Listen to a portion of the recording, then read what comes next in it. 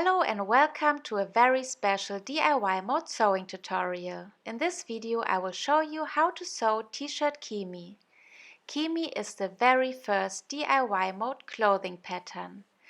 I've been dreaming of sewing real fashion with you for so long, and now it's finally time to get started.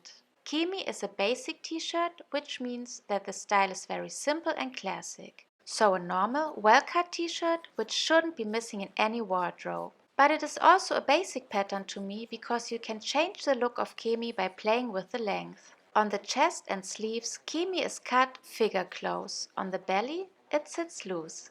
There are two lines drawn in the pattern. One for a very short t-shirt that blends perfectly with high-waist pants or skirts, and a line designed for a mini dress. So you get kind of two patterns or styles in one, a t-shirt and a dress. In principle, everything is possible with this pattern, from a crop top to a maxi dress. Since the side seams are cut straight, adjusting to your desired length is so easy. I'm already curious about how you will design your very own Kimi. I will link the pattern below, and I also show you here where you can find it in my Etsy shop. There you will also find information about the fabric selection and a size chart. Now I will show you how to sew t-shirt or dress Kimi. I hope you will enjoy watching the video and hopefully also doing this project yourself. First, you cut the pattern parts. The seam and hem allowance are already included.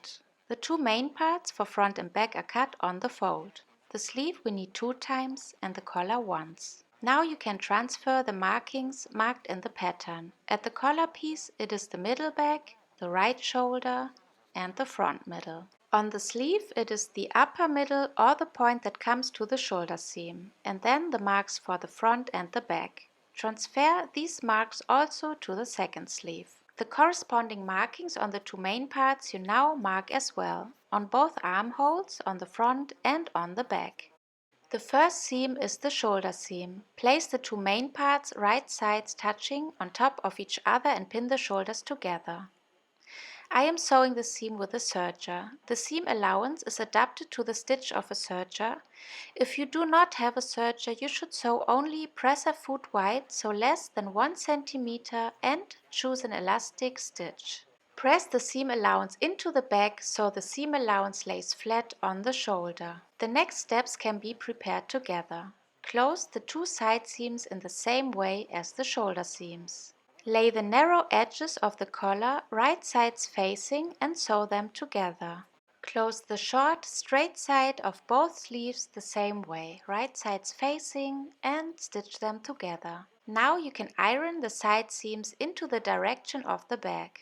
You can also press the seam from the neckline, and then you can bring the collar into its final shape.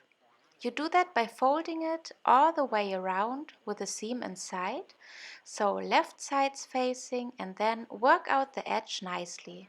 The seam of the sleeves is also pressed to the back. The sleeve edge and bottom edge can be hemmed in different ways. The seam allowance of both is 2 cm. The 2 cm you can fold in once and finish the hem with a twin needle or even a cover stitch machine. Also, you could hem the sleeves and the bottom by folding it in twice by 1 cm and doing a stretch stitch, or you can do it like me. I finish the two sleeves and the bottom first with a serger. Then I press the edges inside 2 cm and sew them with a stretchable stitch on my normal sewing machine with a 1.5 cm allowance. I like to sew the seam from the outside because I think usually that looks a bit neater. In the end, I'm backstitching so the seam doesn't open again. I repeat that for the second sleeve and the hem. Next we can apply the sleeves. I turn the main part inside out and let the sleeves turn on the right side. Like this I can put the sleeve in the main part and they are already placed right sides facing. The upper mark of the sleeve comes to the shoulder seam. The seam of the sleeve comes on the side seam, and then the two marks together. Between the extra marks and the middle of the shoulder, I put an extra pin, because that is the round part of the sleeve which must be spread to the straight part of the main part. I stitched the sleeve to the main part, with the main part laying on top. It is important that you pay attention to sew really only these two edges. Since this seam is not secured by another one, I knot the overlock seam to finish it nicely. I sewed a little over the beginning and cut off the threads at about 4 centimeters.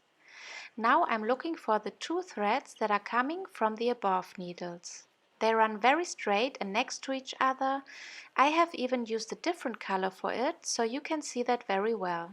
I pull them with a quick pull from the rest of the thread. Now you can dissolve the thread loops and you have 4 simple threads that can be knotted easily. You can then press the seam allowance into the t-shirt.